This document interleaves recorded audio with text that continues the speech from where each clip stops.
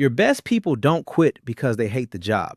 They disappear because months earlier, quietly, they figured something out.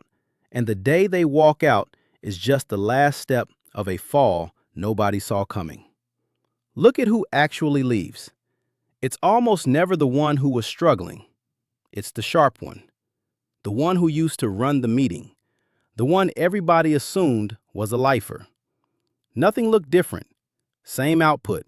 Same deadlines hit. Same green dashboard. Then one ordinary Tuesday, a two-line resignation, and a manager saying, "I did not see that coming." Here's what I want to walk you through today. There was a cliff. There's always a cliff, and it has a shape you can actually learn to recognize if you know what you're looking at. So let me ask you something first. Have you stopped speaking up in meetings you used to lead? Stop chasing the promotion everyone expected you to want? Are you still doing the job well, but you've quietly stopped giving it anything extra? The ideas you no longer bother raising. The Sunday night thinking you used to do for free, that you just don't do anymore. If that sounds familiar, you're not imagining it, and you're not broken. You're standing somewhere on a curve, and that curve has a name. I'm Dre. I've spent years on the inside of hiring rooms and compensation planning meetings, watching how companies quietly track the people who are about to leave, usually long before those people admit it to themselves. Today, I want to hand you the whole framework. I call it the discretionary effort cliff. The three stages almost every sharp employee moves through before they vanish. Exactly how to tell which stage you're standing on right now, and the one move that turns the fall into a plan. Stay for the last stage, because it's the one almost nobody says out loud. If you're new here, subscribe. You're going to want this framework for what's coming. Let's get into it. Stage 1. Notice. This is the point where you stop working inside the system and start reading it. Organizational psychologists talk about two different buckets of effort. There's contracted effort, the work you're actually paid to do. And there's discretionary effort, the extra you choose to give. The initiative nobody asked for. The idea you raise even though it isn't your job. The caring you bring on a random Wednesday because you actually want the thing to go well. Research on workplace engagement suggests a large share of people are running almost entirely on the first bucket and almost none of the second. Technically present, functionally checked out. And here's the part almost nobody tells you. Your company can only measure the first bucket, which means your sharpest people can quietly withdraw everything that actually matters for months, while every dashboard stays green. Stage 1 is the moment that shift begins, and it doesn't begin because you got lazy. It begins because you started seeing. Picture the pattern once you notice it. A manager who talks about work-life balance in the all hands and then messages you at 9 on a Sunday. Leadership that says, "We're a family," right up until the family absorbs a round of layoffs. A review that says, "Exceeds expectations," and lands with a 2% raise. An idea you raised that ends up in a meeting you weren't invited to, credited to somebody else. At stage 1, none of your output has actually changed. Your contracted work is still flawless. The only thing that's moved is your awareness. You're now reading the machine instead of just running inside it. And once your brain starts catching those patterns, the favoritism, the credit that quietly slides upward, the loyalty that only ever flows in one direction, you cannot unsee them. The office doesn't look any different. It just feels different. Same desk, same badge, but now you can see the gap between what the company says it rewards and what it actually rewards. That gap is the edge of the cliff. Here's how you know you're standing on it. You've started keeping a private scoreboard the company doesn't know exists. You've quietly separated what actually gets you ahead here from what just makes you look committed. The day you can tell those two apart is the day your discretionary effort starts its slow slide. Most people never name stage one. They just feel vaguely off and quietly blame themselves for it. You're not going to make that mistake because stage two is where the slide turns into a genuine drop. And it's the one your manager will completely misread. Stage two, withdraw. This is the stage that makes the whole cliff invisible. And it's the one worth understanding whether you're the one falling or the one managing someone who is. At stage two, discretionary effort doesn't taper off gently, it drops.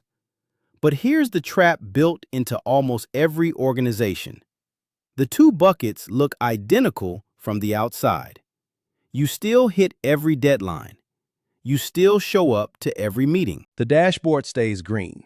The review still reads well. What's actually left the building is everything that never had a metric attached to it. The unprompted idea, the "I'll take care of it," the caring. Why does the extra go first? Because decoding a system that stopped making sense is exhausting. Some research on engagement suggests the sharpest people spend an outsized amount of mental energy reading subtext. Who's positioning for the next reorg? Which quick sync is actually theater? Which piece of praise has a hook buried in it? While everyone else just hears the meeting, you're hearing the meeting underneath the meeting, and that decoding has a cost. Every unit of energy spent protecting yourself is a unit that used to go straight into the work. So the question in your head quietly flips from, "How do I look committed here?" to, "Is this actually building the life I want?" And once that question is live, it's hard to unhear it. The meeting that should have been an email, the metric that rewards optics over outcomes, the culture that mistakes exhaustion for commitment. Here's how you know you've hit stage two. You've started rationing. You do exactly the job and not an inch more. You tell yourself it's boundaries. Sometimes it genuinely is. Often, it's the second stage of the cliff, and it's dangerous precisely because it feels responsible. You look fine. You feel fine, mostly. And nobody, including you, is actually measuring the thing that's quietly draining away. This is why managers get blindsided later. They've been watching the contracted bucket, which never moved. They never had a gauge on the one that did. And what happens at stage three is the part almost everyone, employee and company both, gets completely backwards. Stage three, plan. This is where the fall becomes a decision. Most people, once they hit stage two, get stuck there for years, quietly resentful, doing the minimum, waiting for the company to change first. That's not the bottom of the cliff. That's the ledge people fall asleep on. Stage three is different. It's when you stop treating the fall as something happening to you and start treating it as a decision you get to make. And it begins with one shift in how you read the whole building. At stage three, you stop taking it personally because you finally see that almost none of it was ever really about you. The manager who micromanages doesn't trust their own position enough to let go of anything. The coworker who talks over everyone doesn't feel secure enough to actually listen. The executive demanding visible hustle is quietly afraid of being the next name cut from a list. It was never a verdict on you. It was other people managing their own fear out loud. And the moment that becomes clear, something in your chest actually unclenches. You stop spending your evenings trying to fix a culture that was never built to reward what you're good at. You stop donating your discretionary effort to a system that can't even see it. But, and this is the part that matters, you don't let that effort just evaporate the way people stuck at stage 2 do. You redirect it off the company's books and onto your own. That's the actual move. Every unit of extra energy you were pouring into looking committed, you start pouring into one thing that belongs to you: a skill, a network outside the building, a runway, a plan. You start running every request through one filter. Does this build the life I want, or just the reputation someone else wants me to have? Every yes to the wrong thing is a quiet no to your own exit. This isn't going cold. It's often the most awake a person has been at work in years, and it's the exact point where a plan usually starts getting written down.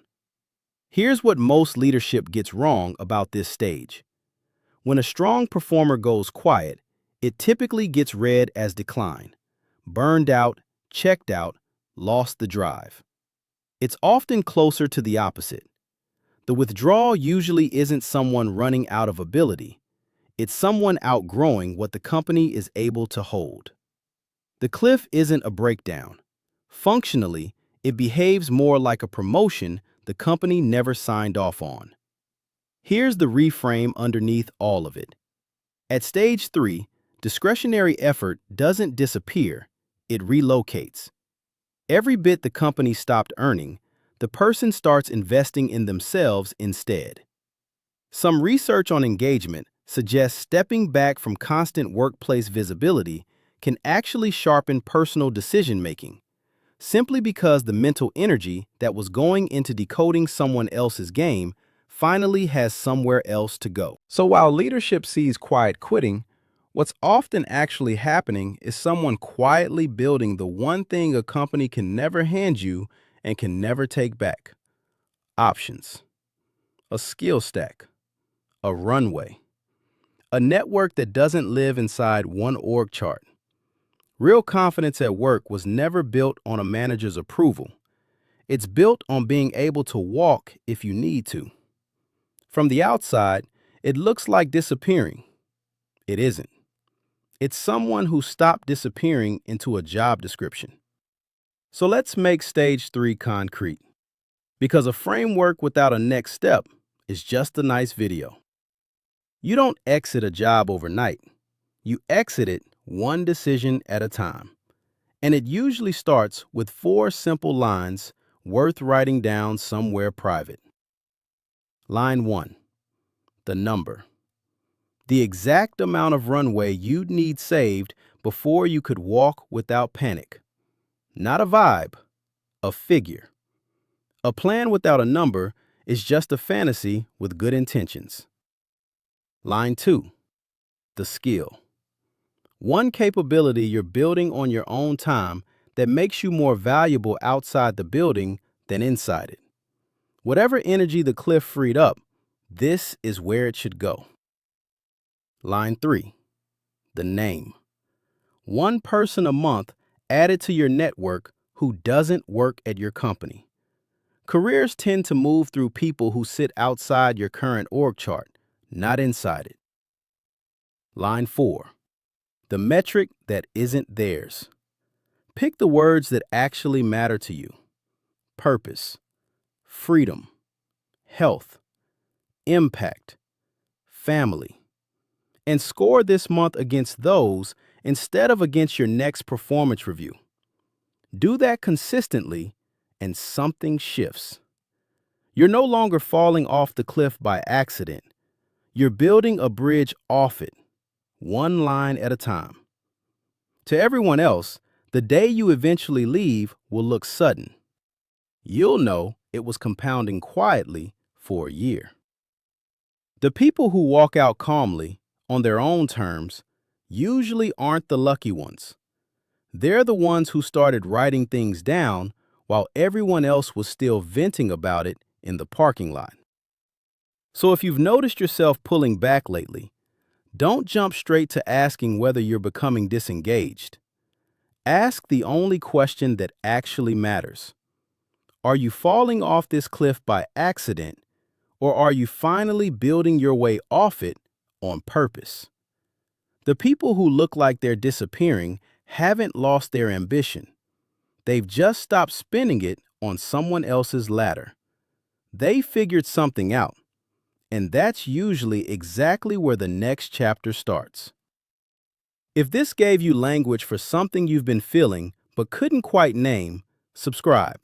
Because every week I break down the actual mechanics behind career decisions, workplace culture, and the quiet exits nobody warned you about ahead of time. Before you go, tell me in the comments which stage you're on right now. Stage 1, you started reading the system. Stage 2, you've quietly pulled the extra back. Or stage 3, the plan's already started. Just the stage, no details needed. You might be surprised how much company you're in.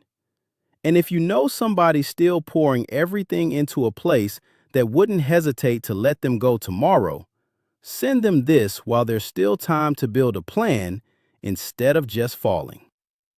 Until next time, keep reading the room.